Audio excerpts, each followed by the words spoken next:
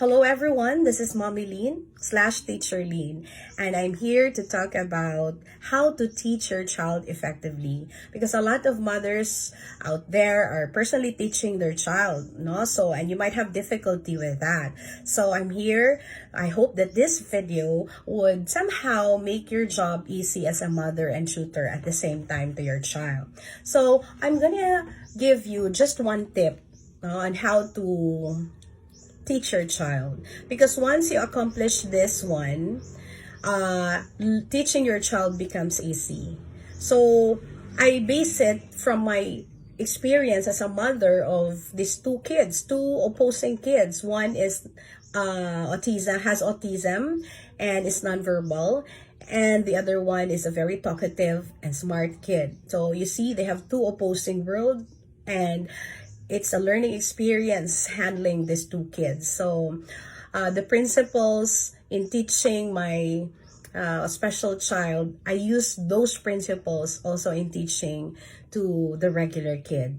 So the only tip that I'm going to share to you right now is that when you teach your child, have a goal.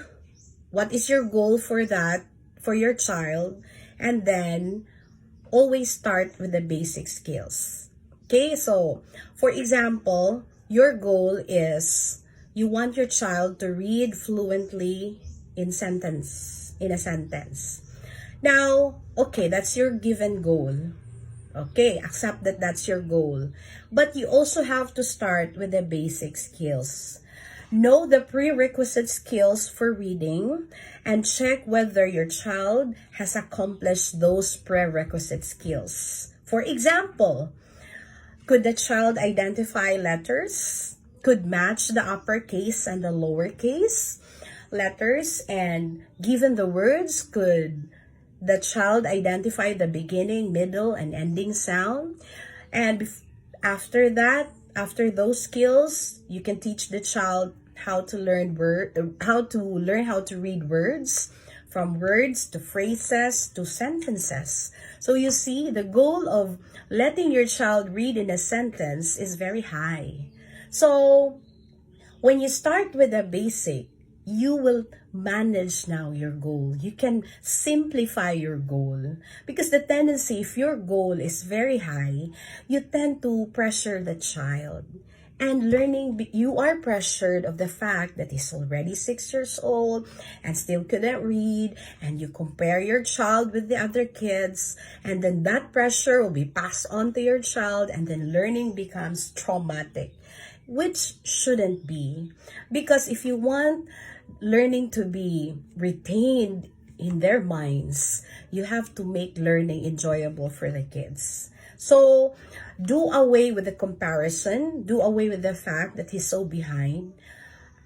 Start with the basic skills and do something to achieve those basic skills.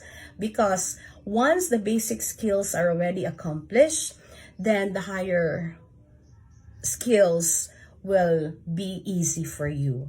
Because it will create a big problem once the basic skills are not yet accomplished. And when they go to college, or let's say when they go to high school, then to college, it creates a big problem. So always start with the basic skills. I remember when the first time I approached the therapist, and I told the therapist, the OT of Vince, that I'm so worried why Vince couldn't speak. And that time I think it was 2 or 3, and then I compared them with the other kids of his age who could utter a lot of words. And then the OT told me, why are you so worried of speech? Look at your child. Your child couldn't even hold the feeding bottle. Your child couldn't even jump. Your child couldn't even crawl. Your child couldn't even climb. So I realized that my goal is so high, and I pressured Vince on because of that goal. So I have to go back to simplify my goal. I have to start with the basic skills first before we could actually achieve our higher goals. Okay, so if that principle applies to autism, much more it will apply to regular kids. So we have to, again, we have to manage our goal, our expectation, focus on the child's needs and do something with that. When you realize that your child needs help because he's so behind, then we have to help the child. So what do we do? Intervention. A lot, 1 hour a day, or maybe 2 hours a day, or 2 to 3 hours a day if it's really, really late for him. So, but you could break those hours depending upon the child's learning habit. No? Because not all child could, the attention span could last 2 to 3 hours. So you break those 3 hours, 1 hour in the morning, 1 hour in the afternoon, and another 1 hour before bedtime. So you can do that. No? So if it's too much, then adjust. Again, be flexible. Do not so focus on what you want, but you also look at on how your child should learn and the mood of your child. No? So let it be enjoyable for the part of the child. So again, that's the only tip that I'm going to give you. Always start with the basic skills, and the other tips, eventually you will know what to do. Once you already know, once you have this in mind, that I have to teach this basic skills first before I could actually let my child read.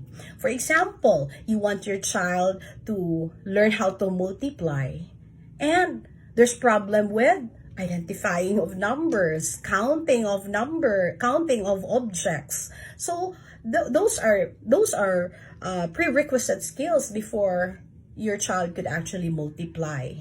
So how can your child multiply when he cannot even identify numbers 1 to 100, when there's still a problem with counting objects? So that's, a very simple advice for us parents. So I hope, and I understand that parents really get worried all the time because we need to let our child pass the test, or else you will go back to that particular grade level and all. But if we focus on that, the tendency is our child couldn't learn what he needs to learn. And what is important is that they will grow up independent, and the tendency is that when they reach college, they will do cutting classes. The very reason why they do cutting classes, because the lessons are very hard for them. Why? Because the basic skills were not addressed when they were still in elementary. I hope I made sense with this one. So thank you for watching, and I hope that we parents could, adjust our goal, simplify our goals, and be consistent with teaching our child. Never give up. Let's just be patient. So once again, thank you for watching.